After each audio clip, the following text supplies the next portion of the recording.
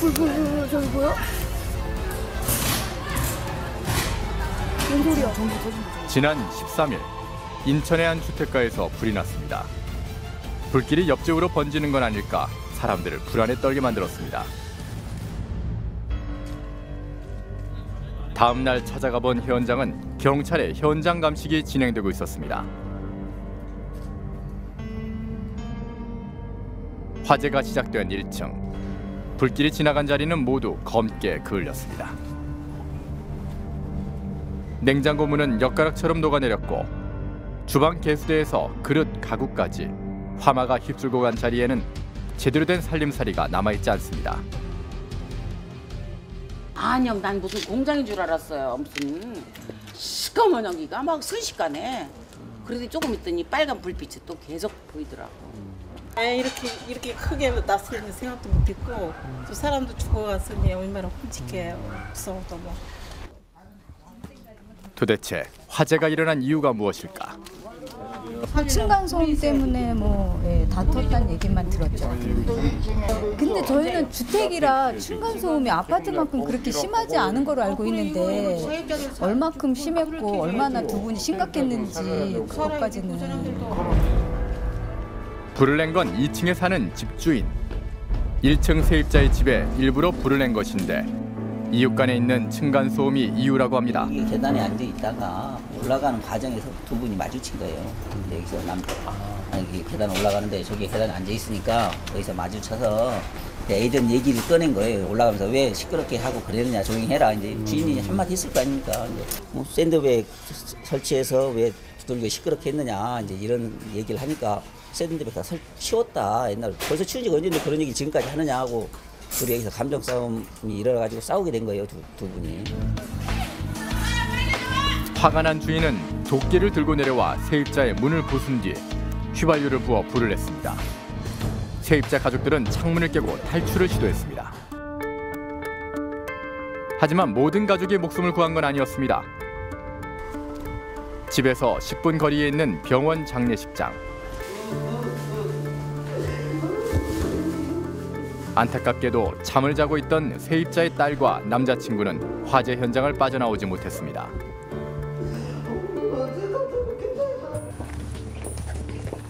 사람까지 죽은 기막힌 상황. 운동기구는 이미 1년 전에 치웠다고 합니다.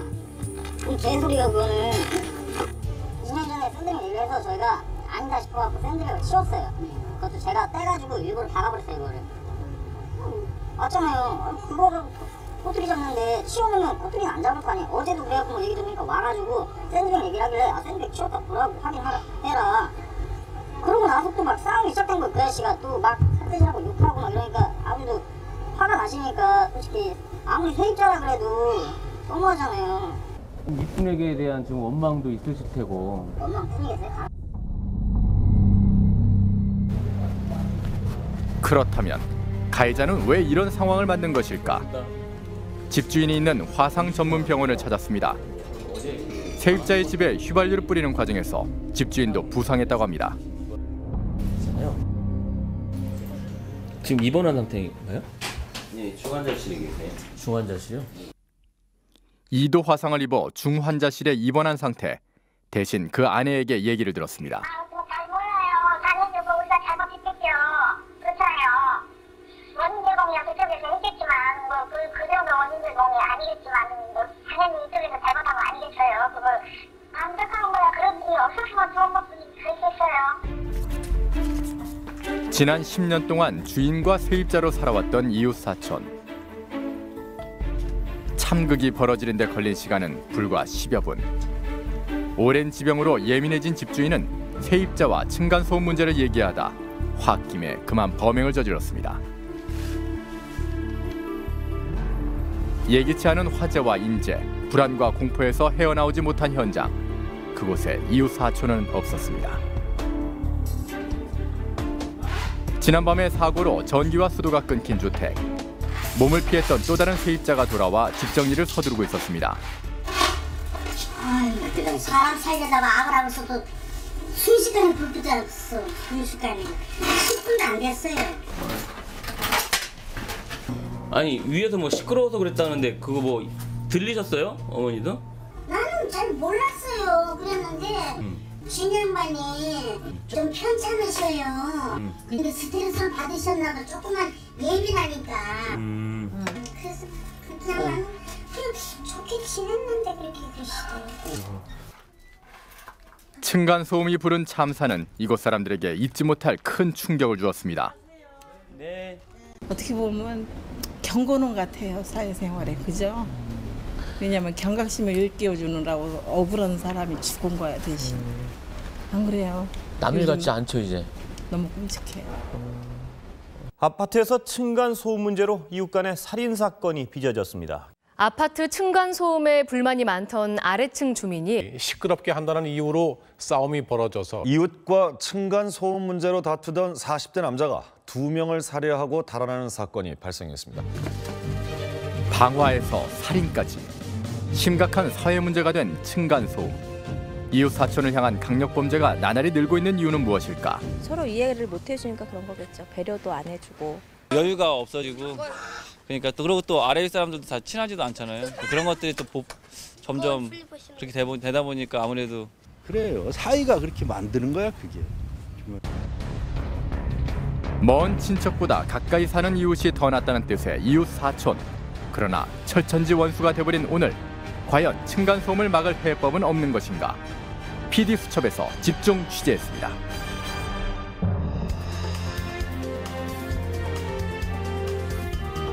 지난 13일 발생했던 인천 방화 사건은 층간소음으로 1층 세입자와 말다툼을 하던 2층 집주인이 불을 내 2명의 목숨을 앗아갔습니다. 잊을만 하면 되풀이되는 살인과 방화 사건의 층간소음은 더욱 심각한 사회 문제로 부각되고 있습니다. 층간소음의 전쟁터가 된 대한민국. 바닥과 천장을 공유하고 사는 두 이웃이 원수가 된 이유는 무엇일까요? 층간소음을 들어야 하는 아랫집과 인터폰을 받아야 하는 윗집. 층간소음을 놓고 버리는 두 이웃의 신경전을 살펴봅니다. 경기도에 있는 한 아파트 단지.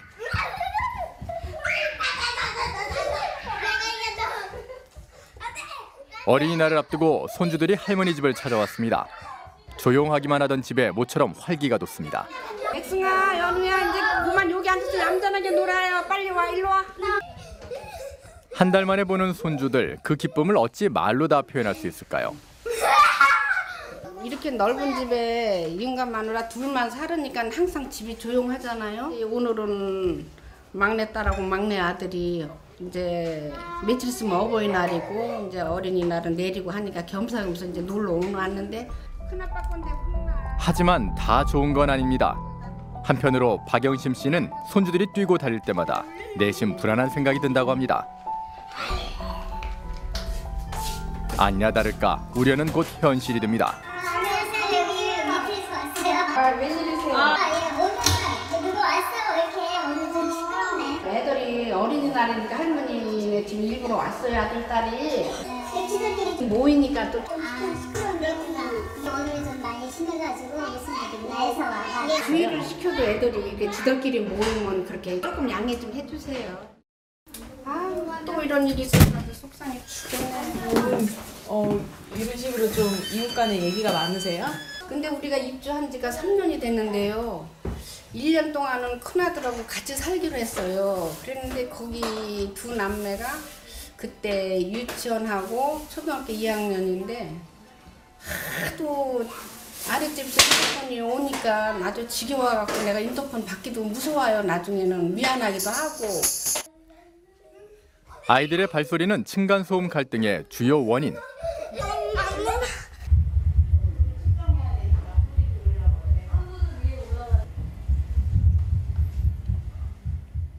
이런 문제로 갈등을 빚는 사람들을 직접 찾아가 봤습니다. PD수첩으로 제보를 준 건 경기도 고양시의 한 다세대 주택에 살고 있는 김현숙 씨. 집으로 들어서는 순간 제작진에게 보여줄 게 있다고 합니다. 이렇게 해가지고요. 여기서 이렇게 하면 별로 안 시끄럽더라고. 그래서 이렇게 확 치면 이게 소리가 대단하거든요. 저 위에 4층까지 다 울려요. 아, 그래도 이게 지금 뚫린 거예요? 네네. 이거 할로겐 이거 있던 자리예요. 이거 할로겐. 이거. 아, 일부러 빼놓으셨어요? 예, 말로 해도 안 되고 쫓아가서 얘기를 해도 안 돼서 이거를 빼서 이렇게 한 거예요. 이렇게.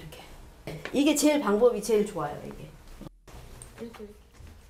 그런가 하면 방방마다 문틀도 제대로 된 게 없습니다. 한번 해봐요. 이게 지금 다 부셔졌잖아요, 지금. 이게 다 부셔졌죠. 이 정도, 이 소리가 다 올라가요, 이게. 아, 또 홧김에 또. 예. 이렇게 하니까 이제 저 집에서 좀 조심을 하더라고요, 지금 상황이. 그러니까 그 전에 제가 이렇게 좋게 얘기했을 때 서로 좀 조율을 해서 이렇게 했으면 진짜 이 친간에 사이도 이렇게 나빠지지도 않았을 거거든요. 근데 지금 상황이 너무 이제 나빠져 있는 거예요, 지금 상황이. 전 재산과도 같은 자기 집을 망치질까지 해가며 훼손하는 건 모두 층간소음 때문입니다. 저도 속상하고 창피해요. 제 이 모습이 너무 싫어요, 저 진짜. 저 이 모습이 너무 싫고 너무 싫어, 진짜 너무 싫어요, 너무 싫어. 과연 위층에선 이런 아래층의 고민을 알고 있을까? 제작진이 직접 위층을 찾아가 봤습니다. 실례하겠습니다. 위층엔 한국 남자와 결혼한 외국인 여자가 살고 있었습니다. MBC에서 나왔는데요. MBC 일부예요? 늦은 밤까지 뛰어다니는 소음 때문에 고통을 겪는 아래층의 입장을 알고 있는지 물었습니다. 집집마다 그런 거 다르잖아요. 이 집은 좀 일찍 자고 또 애기들이 좀 학교 다니는 애들이고 우리 집은 이제 남편이 8시, 9시에 오면 그때 이제 아들이랑 밥 먹든지 아니면 과자 먹든지 그런 시간이 있고 또 아빠랑 놀아야 되는 시간 있잖아요. 근데 뭐 일부러 뭐 많이 노는 거 아닌데 노력은 하고 있죠. 김현숙 씨가 층간소음 보복 행위에 나선 건 중학생 딸 때문입니다. 다시 산 거예요. 그래서 지가 여기서 공부하는 거예요, 여기서. 시끄러우니까. 예, 막 짜증을 부리고 맨날 애가 스트레스 많이 받아요, 애가 솔직히. 예. 그러니까 제가 그 다음 날 화가 나서 이제 정말 이를 그러면 안 되는데도 이제 극단적인 것까지 간 거죠, 제가. 너무 힘들어서. 우리도 스트레스 받지. 애기할 때 못 놀게 해서. 아이고, 애가 지금 몇 개월이에요? 우리 작은애가 이제 26일 되기. 큰애가 이제 4월에 4월에. 보니까 여기 밑에다가도 뭐 이렇게 또 두꺼운 걸 깔으셨네. 네, 갈았어요. 이렇게 했는데도 밑에서 시끄럽다고 그러죠. 네, 그런 뭐 모르겠어요. 근데 이쪽은 이제 의자가 있으니까 못 갈고. 그렇지. 그리고 우리 집에 손님도 많이 오는 편이 아니에요. 애기 있는 집이라. 100일 된 아기를 돌보다 보니 자연스레 3살 배기 아들에게 소홀해질 수밖에 없었습니다. 그렇다고 이쪽도 서운한 감정이 없는 건 아닙니다. 딸의 둘째 출산을 돕기 위해 한국에 온 친정어머니. 당시 목격했던 장면을 잊을 수 없다고 합니다.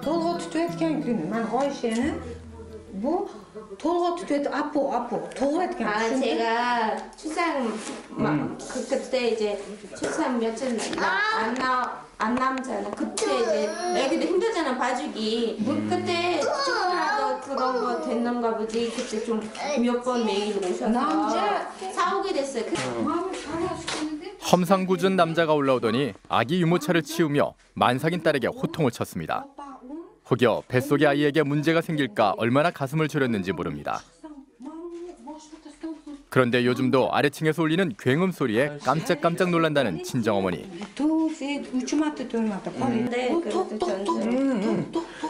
많이 시끄럽다. 그게 나쁜 거 아니야. 고국에선 느껴본 적 없는 일들. 딸이 고생하는 것 같아 어머니는 가슴이 아픕니다.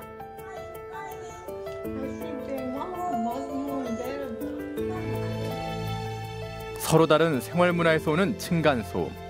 두 집안 모두에게 고통을 주고 있습니다.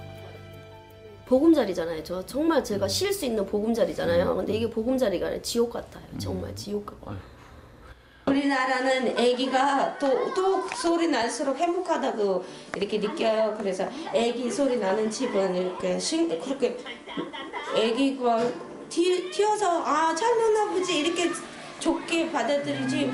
시끄럽다, 애기 좀 못 놀게 하면 좋겠다. 그런 저건 우리나라 없어. 2010년 인구주택 총조사에 따르면 우리나라 사람들 중 공동주택에 사는 비율은 70%가 넘습니다. 이때 생활에서 나는 아이들의 발소리, 가구 끄는 소리 등을 층간소음이라 부르는데 법적으로 그 기준을 마련해 놓고 있습니다.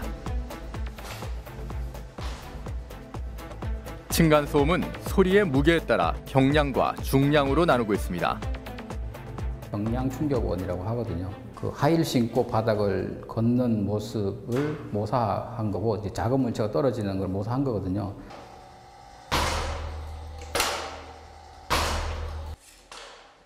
뭐 이제 어른이 걷는다거나 애들이 뛴다는 소리를 모사해서 만든 거기 때문에 충격이 상당히 크고 낮은 주파수 쪽의 영역이 크거든요. 즉, 숟가락이 떨어지는 가벼운 소리의 경량 충격음은 58데시벨 이하로, 아이들이 뛰는 발소리처럼 무거운 소리의 중량 충격음은 50데시벨 이하로 규정하고 있습니다. 이웃 간 벌어지는 층간소음의 고통은 비단 아래층 사람만 겪는 건 아닙니다. 안산의 한 놀이터에서 놀이기구에 흠뻑 빠진 두 아이들. 애교 많은 아들과 어른스런 첫째 딸. 해가 뉘엿뉘엿 저물 즈음 두 아이의 엄마인 강혜정 씨는 또 근심에 빠집니다. 거의 집에보다는 바깥에 더 많이 있어요. 우선은 시끄럽다고 하니까 집에 들어갈 수가 없죠. 그러니까 애들 뭐 바깥에서 친구네 집이나 아니면은 친정, 아니면 이제 시댁이 여기 근처에요. 거기다가 애들 이제 잘 때쯤에 그냥 재우면서 들어오는. 이렇게 길에서 생활한 지 벌써 1년째. 우리 집인데도 못 들어가는 스트레스요? 그러니까 집에서 청소가 뭐고 안 돼가지고 먼지 투성이고 막 이래도 아무것도 못 하는 거예요. 그녀의 집은 놀이터 바로 앞에 있는 한 다세대 주택. 집에 들어오면 엄마는 아이들에게 자리에 앉아 놀 수 있는 것들을 챙겨줍니다. 그 시간 아이들에게 간식을 만들어주는 엄마. 음식은 냉동시켜둔 것들입니다. 지금 보시면은 이렇게 얼려놨어요, 다. 네, 만든 것들을 이렇게 막 제가 이게 다 만든 거예요. 만든 건데 이렇게 다 얼려놓는 거예요. 지금 여기는 현물칸인데 사료 같은 것도 다 이렇게 그냥 얼려놔요. 새우니 뭐니 다 신선한 거 사와서 이거 얼리는 거는 이거 무슨 짓인지 모르겠어요. 아이들의 간식에서 마늘의 파까지 냉동시켜두는 건 바로 아래층 때문입니다. 집에서 해먹고 뭐 하는 사이에 얘네들이 뛰었다 뭐 했다. 그럼 제가 통제 못했다 그럼 뭐라 그래요? 그러니까 제가 뭐 사람이 둘도 아니고 막 요리하다 말고 애 뛰쳐다니는 거 조용히라 뭐해라 이것도 한계가 있잖아요. 근데 뭐 얘네들이 이렇게 뛰는 것도 아닌데 지금 작은 애가 이게 돌아다니는 게 이게 다예요. 뛰는 게. 잠시 엄마가 다른 일을 보고 있으면 어느새 개구쟁이로 돌변하는 아이들. 그럴 때마다 아래층에서 올라와 소리치는 할아버지 때문에 신경쇠약에 걸릴 정도라고 합니다. 초인종만 누르면 되는데 동시에 문까지 막 두드리면서요. 바깥에서 아줌마 이러세요. 말끝마다 18 하세요. 근데 그게 하루에 계속 들으면 정말로 누가 올라오는 소리만 들어도 노이로제가 걸리는 거예요. 위층을 향한 아래층 주민의 불만. 과연 어느 정도의 불편을 겪고 있는지 아래층 주민을 직접 만났습니다. 예, 잠깐 MBC에서 나왔는데요. 저 위층에서 좀 층간소음 때문에 좀 시끄럽다고. 어르신 계세요? 네, 아빠. 윗집에서 층간소음 때문에 어르신이 많이 좀 이렇게 항의가 많이 들어온다고. 층간소음 정도가 어느 정도 심했다고 생각하세요? 막 쿵쿵 커서 배안이 유창 막 울린다니까요. 지금도 쿵쿵 울리고 계속 울잖아요. 가서 뭐라 하면은 아줌마한테 가서 얘기하면 뭐라고 하냐면 애기 없느냐고 이사 왔냐 뭐냐고 가서 보면 미안하다고 해야 하는데 그 말 하나도 지금 막 뛰잖아 지금도요.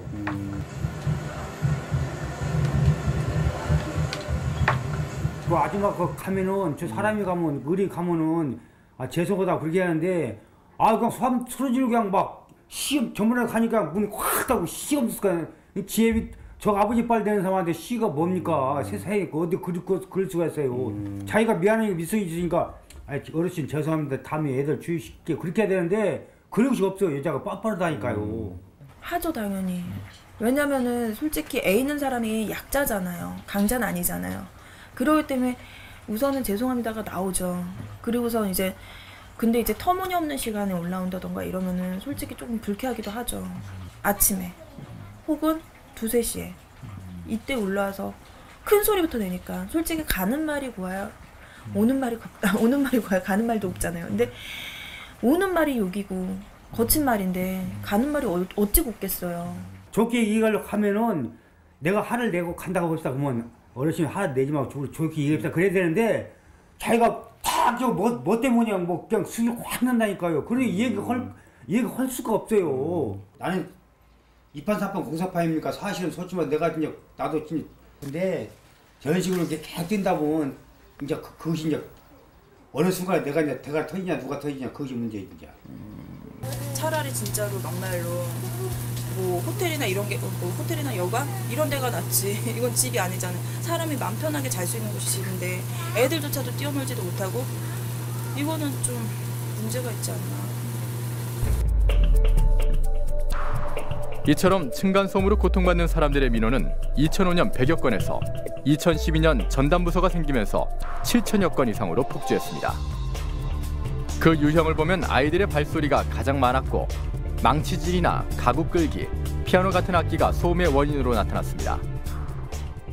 지금 현재 그 공동주택 생활한 지가 뭐 한 30년 됐고 아마 짧게는 한 10년 그 정도 그러니까 생활하다 보니까 공동주택에 대한 생활 에티켓이 아직 몸에 배어 있지는 않는 것 같습니다. 그래서 이제 주민 간의 충돌이 있는 것 같습니다. 그렇다면 층간소음이 사람에게 미치는 영향은 어느 정도일까? 숭실대 소리공학연구실 배명진 교수의 도움을 받아 층간소음에 관한 실험을 진행해봤습니다. 먼저 공동주택에서 생활하는 3명의 주부를 통해 이들이 느끼는 소음의 정도를 각각 살펴봤습니다. 중량 충격음이 많이 포함되어 있는 저주파 50Hz의 영향을 먼저 알아봤습니다. 층간소음이 50Hz의 소리가 많아요. 그래서 지금은 50Hz를 보여주는데 50Hz 하면 여기 요 촛불이 2개로 보여요. 바라락 하고 한번 보세요. 한 개로 했다가 2개로. 50Hz 저주파를 내보내자 소리는 잘 들리지 않음에도 불구하고 촛불이 흔들립니다. 이는 저주파가 촛불 사이의 공기를 흔들어 촛불에 영향을 미치기 때문입니다. 그렇다면 이 저주파를 사람에게 지속적으로 들려주면 어떤 반응을 보이게 될까?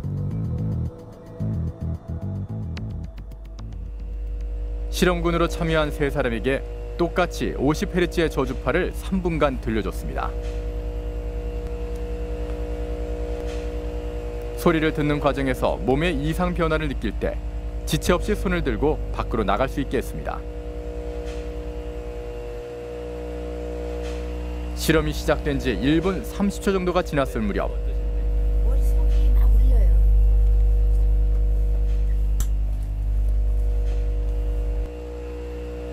첫 번째 사람이 나가고 다시 30초가 경과했을 무렵 뒷골이 막 땡겨요.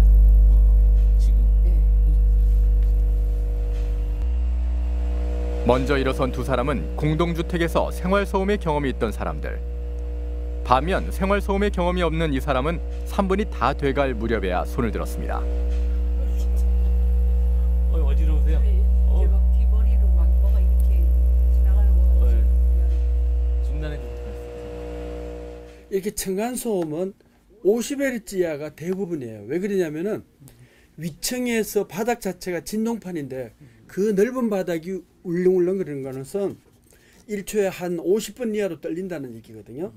그러면 그런 울렁임이 바로 거실이나 안방에 공기를 흔들어 가지고 그 아래층이나 뭐 옆층 이렇게 피해를 줄 수 있는데 이러한 그 소리를 한번 지속적으로 들려봐 봤어요. 그랬더니만 3분도 안 돼 가지고 3분 다 도저히 못 견디겠다고 이제 그러는데 요게 소리가 이제 작을 때는 이제 소리 크기로 봤을 때 작으면 그것은 머리가 좀 이렇게 뭐 머리카락이 막 그 날린다든가 어지럽다든가 하는데 이게 조금만 음압을 크게 해주면 왜 중량 충격처럼 이렇게 큰 것이 계속 나오면은 그때는 막 그 가슴이라든가 척추라든가 이런 데가 이제 흔들리게 돼 있다는 거죠.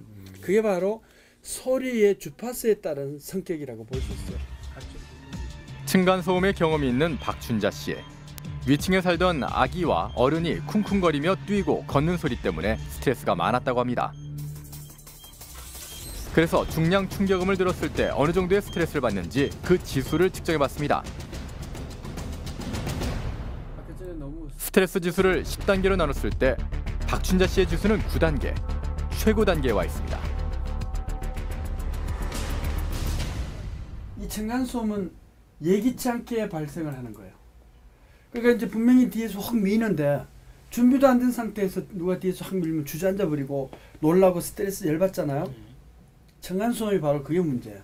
계속 지속적으로 스트레스에 소음에 노출이 된다고 하면 그야말로 신경의 민감도가 굉장히 심각해지기 때문에 사소한 것에 잘 놀라게 된다든지 짜증이 많아진다든지 하는 신경적으로 굉장히 민감한 상태가 많아지고 그런 것들이 당연히 어떤 신체적인 영향을 끼칩니다. 정신과 신경과 내분비계 이런 것들이 다 하나로 연결되어 있기 때문에 어젯밤 11시쯤 부산 금곡동의 한 아파트. 51살 이모 씨가 위층 집에 찾아가 86살 김모 할머니와 50대 아들에게 흉기를 휘둘러 중상을 입혔습니다. 층간소음에 대한 스트레스로 위층에 살고 있는 주민에게 흉기를 휘둘렀던 사건. 사건이 있은 지 2달 후 그 현장을 찾았습니다. 86세 고령의 나이, 흉기에 찔려 생사의 고비를 넘나들었던 박영순 할머니. 다행히 목숨은 구했지만 아직 그날의 충격은 몸에 선명하게 남아있습니다. 갔다가 죽었어. 한번 볼게요, 어머니. 아직까지도 흉이 좀 아파. 너무 놀라셨겠어요. 놀래기로. 아래층 남자는 시끄럽다며 위층을 향해 돌을 던졌습니다. 겁이 나서 지금 수건가 요래 해놨어. 이 이문들이요? 응, 다 깨졌어요. 여기는 이거는 그 이후에 이렇게 달아놓으셨어요? 응. 발도 차지 않아요. 문을 발로 차고요. 이 그래도 안 열었을 낀데 막 차는 거라. 그래 열으니까는 뭐 걸로가 여기 길이 비니까는 뭐. 박 할머니와 함께 있다 봉변을 당한 건 그녀의 둘째 아들. 목 부분에 흉기에 찔린 상처가 있지만 다행히 두 모자는 목숨을 건졌습니다. 처음엔 숨 쉬는 것도 곤란했지만 훈련을 통해 예전의 건강을 회복했다고 합니다. 아주 아파요. 이렇게 숨 쉬실 때마다요? 아파요. 이렇게 이제 봉대로 이렇게 감고 있으니까 좀 쪼는 좀 낫고. 요 부위를 통해서 들어와. 가해자가 휘두른 흉기에 간까지 손상당할 뻔했던 박영순 할머니. 다행히 간의 전면부, 겉만 스쳤다고 합니다. 조금만 더 깊이 들어와서 장담을 못하죠. 할머니 생명은 장담 못하죠. 간의 전면부가 찔린 상태이기 때문에. 이렇게 걸으시면은 밑에서 소리가 났을까요? 안 나요. 이리 걷는데 무슨 소음이 날게요. 근데 소음이 있다고 해서 올라왔다니. 그거는 순한 소리입니다. 누가 뭐이 까불고 떠드는 나가 있는겨 누가 있는겨. 그래서 우리가 또 말도 크게 안 하지. 도대체 어떤 점이 시끄러워 흉기까지 휘두른 것일까? 이유를 듣고 싶었지만 집에는 아무도 없었습니다. 그래서 해당 경찰서를 찾았습니다. 과연 아래층 남자는 위층에서 나는 층간소음을 들었던 것일까요? 밑에 사람이 좀 예민하다는 걸 알기 때문에 굉장히 조심을 하는 편인데도 밑에 사람이 예민하게 받아들여갖고 소위 말해서 이제 좀 정신적으로 조금 이 자기 처에말로 하면 정신과 치료도 좀 받았다고 그러더라고요. 살면서 웬만한 일은 다 겪었지만 이번 일은 평생 처음이라는 박영순 할머니. 생각할수록 세상이 참 많이 변한 것 같다고 합니다. 말 못해 그 말로 내가 뭐 어디 죄로 짓으니까 뭐 나쁜 짓을 했으니까 아무 그것도 없는데 그래가지고 갑작스럽게 고상. 이 사회가 진짜 참 겁난 사회라. 날벼락 같은 습격에 86살 할머니의 복부에는 깊은 상처만이 남았습니다. 층간소음으로 개인의 스트레스가 극에 달해 발생한 이 사건은 층간소음이 더 이상 개인의 문제가 아니라는 것을 보여줍니다. 그렇다면 층간소음의 근본적인 원인은 무엇일까요? 단순히 이웃 간의 감정 때문일까요? 층간소음으로 살인까지 벌어지는 나라 대한민국. 만약 층간소음을 막는 아파트가 있다면 돈을 더 주고서라도 살 의향이 있는지 사람들에게 물어봤습니다. 당연하죠. 하죠. 애를 키우는 입장에서. 완벽 잡아준다면 분양가 올려 탐내지만 근데 그게 100% 잡아주는 게 있나 모르겠네요. 긴 안목으로 볼 때 당장은 집값 때문에 힘들 것 같지만 매일매일 사는 사람들이 너무 그 소음 때문에 신경을 쓰면 애 키우는 사람도 힘들고 겪는 사람도 힘들고 이래서 돈을 주고 그러니까 자유를 사는 거죠. 한 설문조사 기관 자료에 따르면 층간소음 때문에 이사갈 생각을 해본 사람들이 17%. 1,000만 원을 더 주고서라도 층간소음이 적은 아파트를 사겠노라 응답한 비율도 60%에 달했습니다. 그래서 국토교통부는 층간소음 관련법 개정안을 발표했습니다. 기존에는 아파트 시공 시 바닥 두께와 바닥 충격음 가운데 하나만 만족시키면 됐으나 내년부터는 모든 조건을 만족해야 합니다. 완벽하게 소음이 없앨 수는 없지만 어떤 공동주택의 어떤 특수성도 있고 그 소음에 대한 모든 사람마다의 수인 한도가 다르기 때문에 완벽하게 없앨 수는 없지만 대체로 지금 강화된 부분들이 있기 때문에 대체로 소음 저감에는 다소 현재보다는 유효하게 작용할 거다. 층간소음 없는 곳에서 살고 싶은 열망. 사람들은 이런 이유로 새로 생긴 아파트에 살길 원합니다.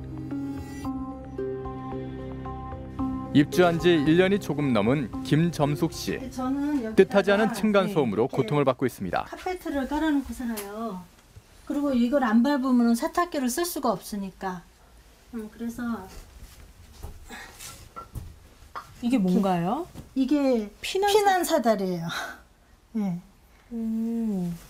그래서 여기를 안 밟으면 저는 세탁기를 쓸 수가 없거든요. 네. 네. 그리고 또 윗집은 또 옆으로 돼가지고. 아 저기 물가. 네. 그러면은 윗집에서 열면 바로 아랫집이 보이는. 피난 사다리니까. 불이 났을 때라던가 뭐 비상시에 탈출구가 이렇게 돼 있어요. 화재로 인한 인명피해가 잇따르면서 정부는 피난 사다리를 설치해 비상 탈출할 수 있는 시설을 시범 운영하고 있습니다. 문제는 뚜껑을 열면 아래층을 훤히 볼 수 있다는 것.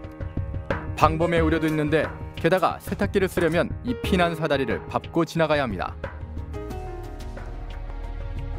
뚜껑이 처지면서 소음이 발생하는 것. 이 아파트 층간소음의 원인입니다. 윗집은 어린애기들이 있어요. 그래서 그 어린애기 둘이 남자애들이니까 얼마나 뛰어요. 근데 무지무지 조심을 해. 근데도 가끔 한 번씩 이걸 밟아버리면 여기서는 그냥 진짜 놀래요. 깜짝깜짝. 본래 피난 사다리의 위치는 발코니.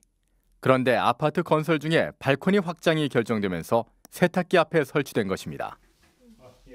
과연 이 뚜껑을 밟을 때 나는 소음은 어느 정도일까?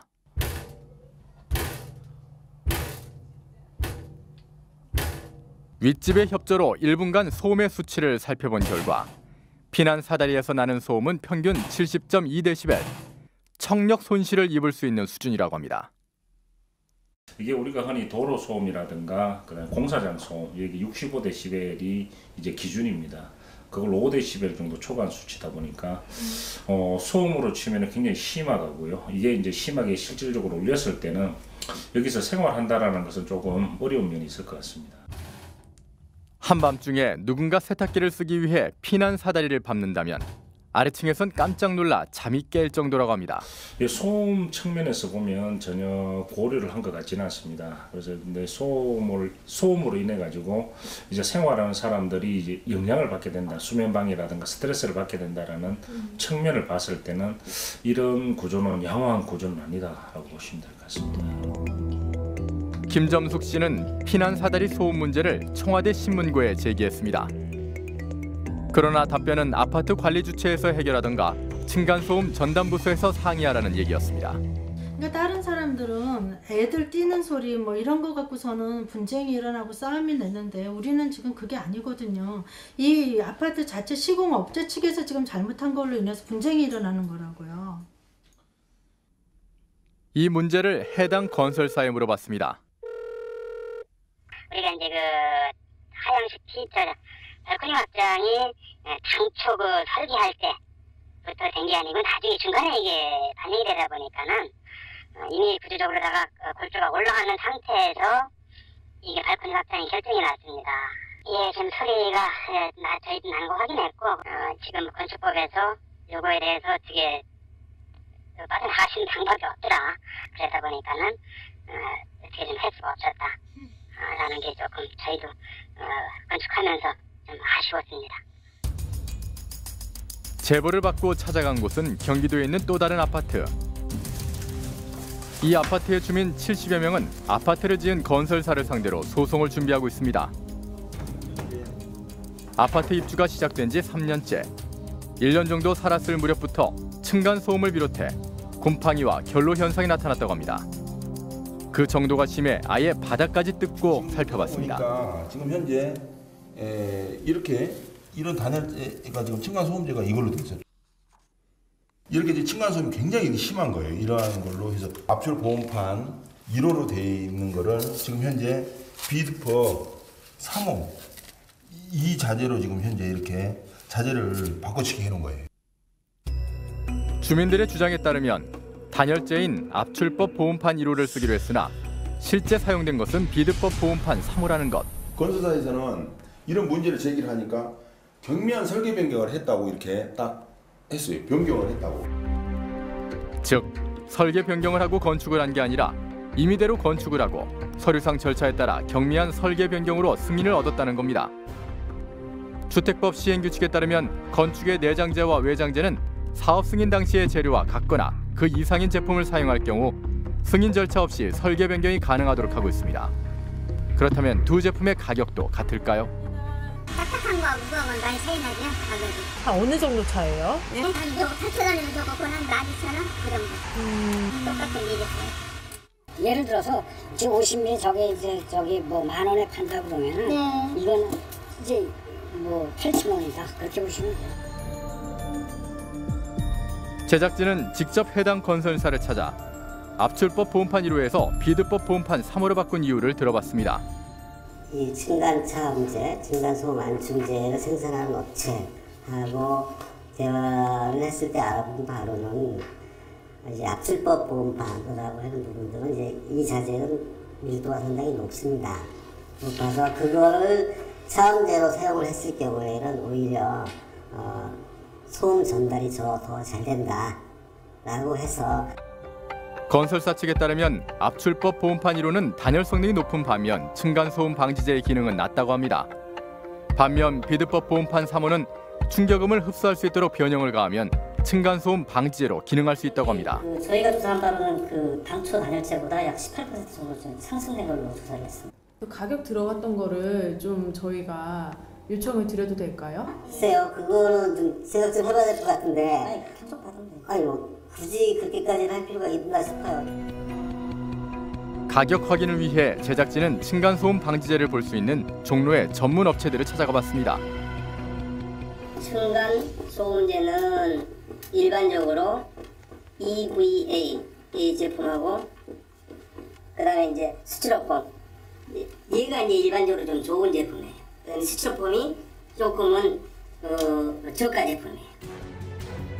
소위 층간소음 방지제 고가 제품은 말랑말랑한 고무 제품으로 1제곱미터당 가격은 8,000원에서 3만 원까지 다양했습니다. 그에 반해 스티로폼은 상대적으로 가격이 낮은 저가 제품이라고 합니다. 하나 1호는 가격이 어떻게 돼요? 세배당 단가거든요. 이게 이제 4,100원 정도 되는 거죠. 비드법 3호면은 단가가 무지하게 싸거든요.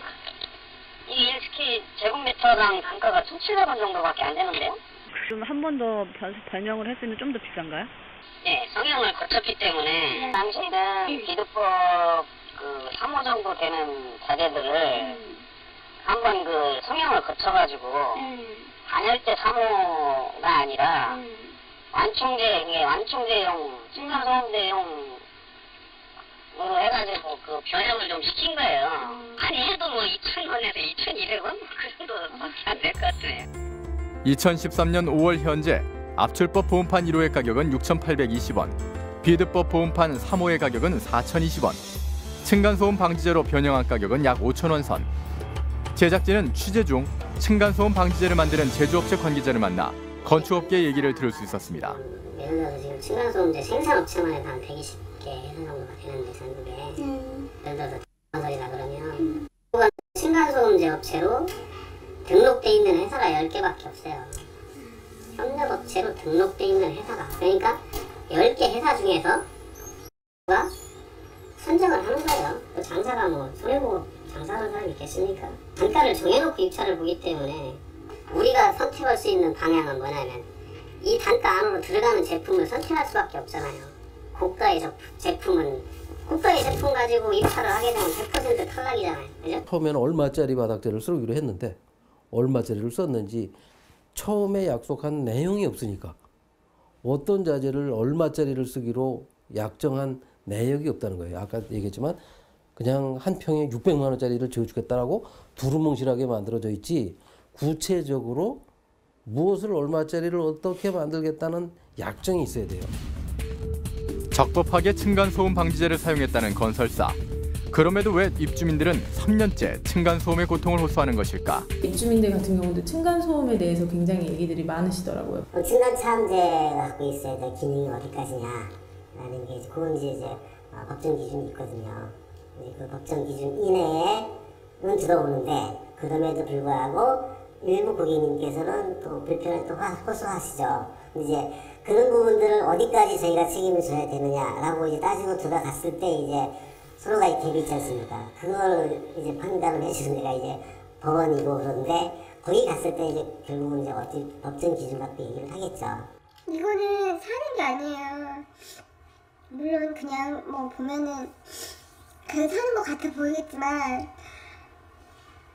너무 억울한 게 어디 말할 데도 없고 증거가 이렇게 다 있어요.